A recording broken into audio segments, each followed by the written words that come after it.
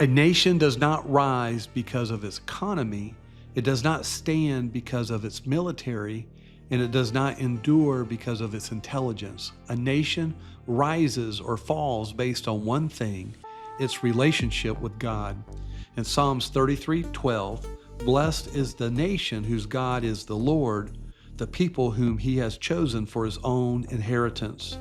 And also Proverbs 14, verse 34, righteousness exalts a nation, but sin is a disgrace to any people.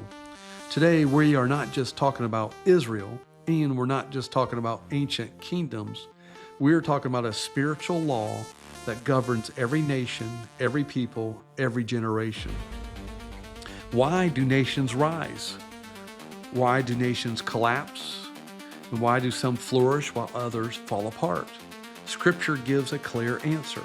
Righteousness lifts, sin lowers.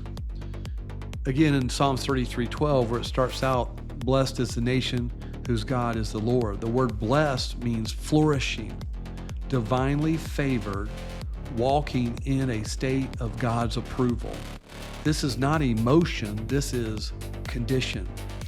Whose God is the Lord. This is covenant language. A nation, it's not a nation that believes in God, but a nation aligned with God. Blessing comes from alignment, not acknowledgement. In James 2:19, it says, even the demons believe and shudder. Belief alone doesn't bless a nation, alignment does. In Deuteronomy 28, verse 1, it says, if you diligently obey, the Lord will set you high above all nations. And in Psalm 144, verse 15, blessed are the people whose God is the Lord. A nation is blessed not when it mentions God, but when it moves with God. There's the law of exaltation. Proverbs 14:34. Again, it says, righteousness exalts a nation. The word righteousness is justice, moral alignment, and right standing according to God's standard. It is not culture defined, it's God defined. The word exalt means to lift high, to elevate, to strengthen. God himself raises the nation. Righteousness is the infrastructure of a nation, not roads, not money, not policies. Moral alignment is what holds everything together. In Psalms 127:1, it says, unless the Lord builds the house, they labor in vain.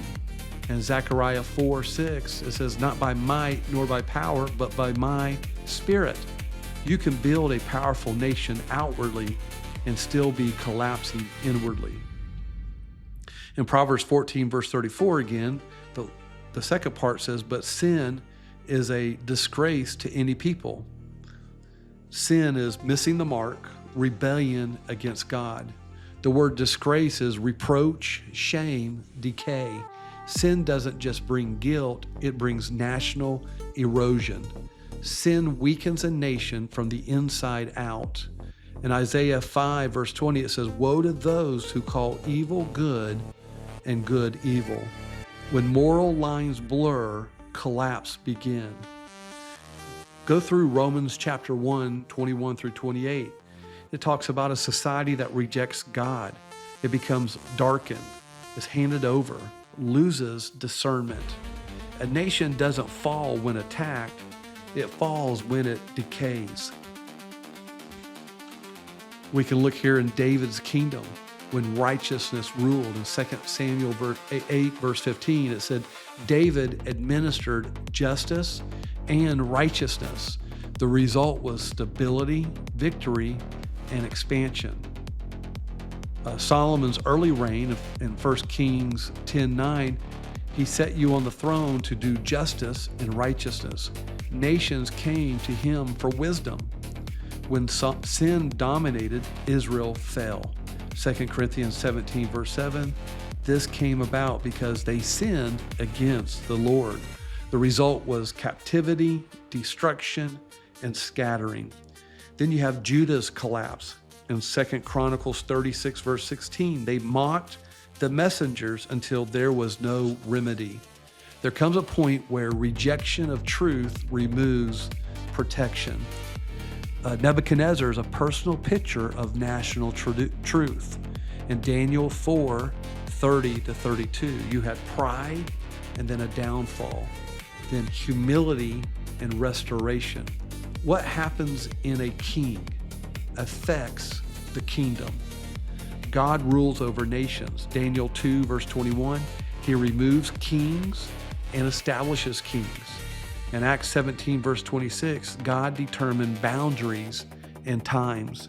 God is not reacting to nations, he governs them.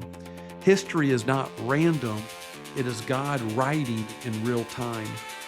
The church as a holy nation. 1 Peter 2:9 talks about a holy nation. God's ultimate nation is not geographic, it's spiritual. Matthew 5:13-14, you are the salt, you are the light. The church influences the moral climate. If the church weakens, the culture follows. What is the path to restoration? It's 2 Chronicles 7:14.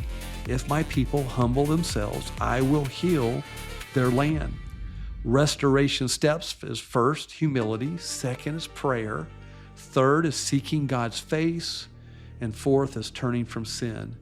Then God responds. He hears, he forgives, he heals. Revival doesn't start in government. It starts in God's people. And Psalms 33:12 tells us what brings blessing. Proverbs 14:34 tells us what sustains it. A nation can be blessed and lose it. A nation can rise and fall. And the reason is because righteousness lifts and sin degrades. We must ask, what are we building our lives on? What are we allowing in our homes? What are we tolerating in culture? Because what we permit today will shape the nation tomorrow. Righteousness is not optional, it is foundational. God is not secondary, he is central. And where God is honored, he lifts, he blesses, and he establishes.